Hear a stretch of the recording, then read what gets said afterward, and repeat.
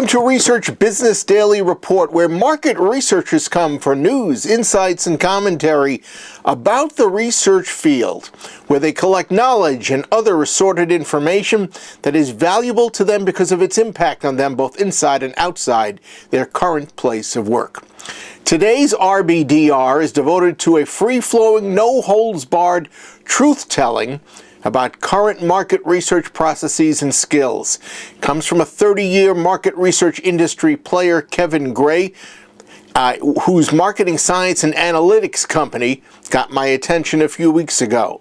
Let me whet your appetite with one pearl from what he has to say.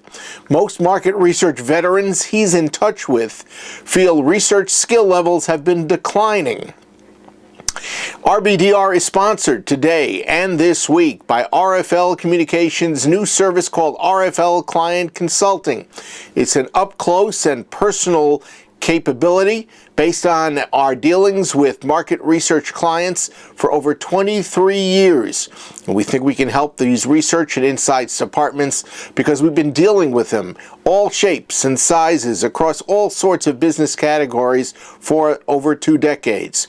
And we're poised to work with a client research function, a small or a mid-size, probably more than any other, to elevate their internal standing and, more importantly, their overall effectiveness and efficiency. You can visit the RFL Communications website, which is rflonline.com, where you can learn more, or you can email me, rflbob@gmail.com, and we'll have a conversation about it. 2 weeks ago, I read a Kevin Gray blog comment about the state of the market research industry. Now, he's the president of Cannon Gray, LLC. And Kevin wrote that, quote, most market research veterans that I'm in touch with feel the skill level in research has been declining. And having read that, I immediately thought to myself, whoa, I've got to speak with him to find out where he's coming from. Now, I failed to coax Kevin to join me in a Skype conversation, and so I've moved on to other matters that I have to deal with every day. But on this past Tuesday, Kevin blogged again, and this time he came out with an expanded, enhanced commentary along the lines of what I had originally read, and it delved further into some shortcomings that he says faces the industry. Now, having read the whole thing, I doubt I could have elicited a clear explanation from Kevin, even with a dose of sodium pentothal. It is undeniably tough talk. And from Gray's vantage point, because he's a long-standing person in the industry and intends to stay there, it's also tough love. Kevin's blog traces the evolution, both good and bad, of the research industry over his 30 years in the business, and he leaves few stones unturned. Now, some of you may take issue with some of his observations that I'm about to share, and perhaps some of you may be infuriated, but I know nobody out there is going to sleep through this. Gray says that market research has grown so rapidly and that its players as a result have less influence than in past decades. Training, he said, has not kept pace with demand. Quoting him, we have many people from other industries who know little about marketing or research, and yet they are doing market research and doing it badly.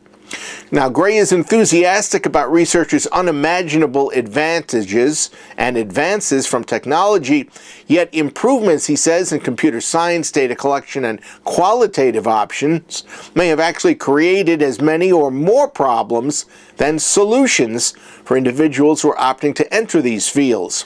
Quoting Kevin again, there's a lot more to learn now, meaning for those individuals, if you want to become a marketing researcher, and vastly more if you aspire to work in marketing science than when Gray says he started out.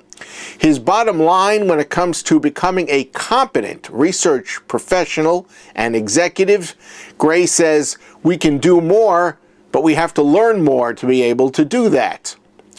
Kevin zeroed in on one of my pet peeves, the industry's absence of a formalized research support mechanism with U.S. universities. And he said university programs in marketing research are still rare. Most marketing researchers I know have entered the field with little or no university background, Gray said, either in research methods or statistics. And as a result, the foundations of research are not being instilled. Talk about an across-the-board obstacle that calls into question every aspect of a research project. Referring to one of today's white-hot subjects, Gray noted automating bad practices, and the emphasis there is on automating, doesn't make it a good practice. It just makes it more cost-effective. And that is especially concerning, Gray highlighted, because he says research agencies formerly were where entry-level people learned the fundamentals of the field, but not anymore. What has happened? Gray says now both big and mid-sized agencies and many boutiques are heavily productized, essentially software vendors in some cases. Thus, his overall controversial declaration that, quote, most research veterans I'm in touch with feel the skill level in research has been declining, at least, he formalized, in economically developed countries. And that means all the major countries around the world where research has had its foundations for some years. Now, Gray also pointed out numerous offshoot issues. Quoting, we seem to spend an awful lot of time fixing mistakes, Kevin said, that could easily have been avoided with more thinking up front. And one result is that the total time needed for many projects, and listen to this, is just as long now as it was 30 years ago. Now, where else is a lack of education or a complete education in research basics showing up as a negative? Gray charges that, quote, correlation is confused with causation, and all sorts of other elementary statistical errors are commonplace. And he points to accusations of decline in survey quality which have been directed at do-it-yourself, and says the software is not to blame as much as poorly trained humans using it. A huge potential point by Gray that I'm hearing murmurs about from the marketplace already is that, quote, sampling is not something that people in research think about as much anymore, and this affects both quant and qual. Now, didn't we go after the sample problem a half-decade ago? Gray's final remark about qual and quant, they, quote, often lack substance, and fact and speculation are frequently conflated. Finally, among research vendors, Gray penned highly impressive work, critical skills, thinking skills, seem to be on the wane. And his research issues, by the way, don't end with vendors. Inside end-user client companies, he asserted, quote, not many have well-funded, highly skilled marketing research or consumer insights department. Gray doesn't sound as if he has much hope for researchers' future, but I'll leave that to him to explain to one and all.